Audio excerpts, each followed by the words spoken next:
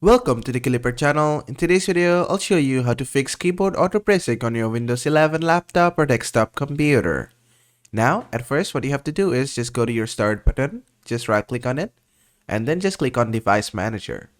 Then just expand this window, then just find Keyboard section and expand this. From here, you'll find lots of keyboard drivers. Just right click on them and click on Update Driver, and click on Search Automatically for Drivers. Just do this for every single one of them.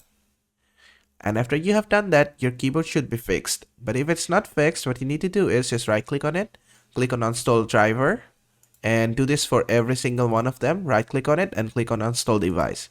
Do this for all the keyboard drivers that you have. After that, you'll find out that your keyboard is not working.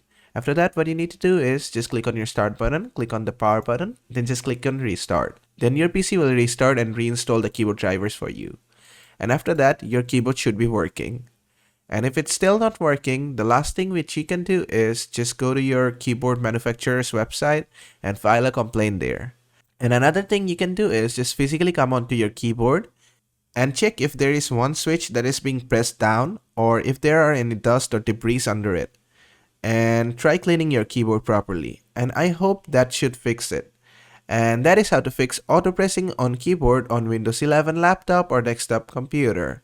I hope this video was helpful. If it was, please give it a thumbs up and don't forget to subscribe.